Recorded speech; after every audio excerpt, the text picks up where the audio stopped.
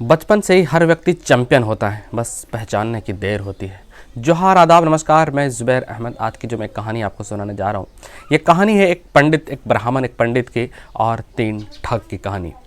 बात दरअसल ये है, एक बार एक पंडित जी कहीं जा रहे थे और उनको पूजा पाठ जो कर रहे थे, पूजा पाठ पूरा कंप्लीट करने के बाद, पूरा होने के बाद, पूजा पाठ का काम संपन्न होने के बाद वहाँ के लोगों ने उन्हें एक बकरी गिफ्ट किया था, बकरी उन्हें दिया था और वो बकरी को कंधे पर रख करके पंडित जी कहीं से निकल रहे थे। तो रास्ते में 3 ठग मिलते हैं। जब 3 ठग मिलते हैं, तीनों आपस में सलाह करते हैं कि पंडित जी का बकरी को छीनना है, चाहे जैसे भी हो, जो तरकीब लगानी पड़े।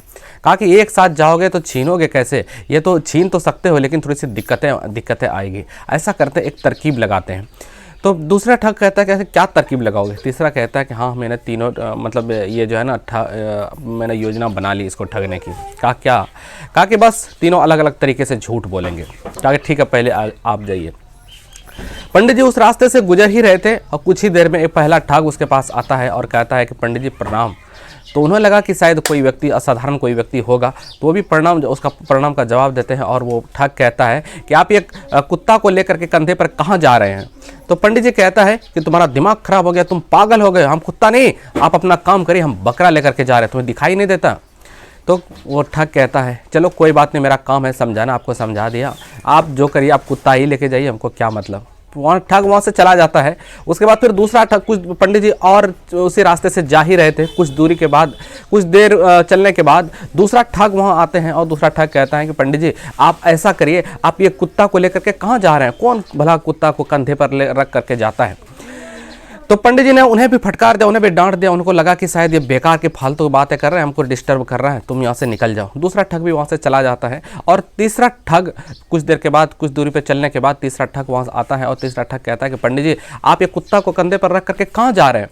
तो पंडित जी कहता है तुम लोग का दिमाग खराब हो गया है, शायद मैं कुत्ता नहीं, मैं बकरा को लेकर के जा रहा हूँ। तो फिर कुछ दूरी के बाद चलते हैं और वो तीनों ठग वहाँ से निकल जाता है।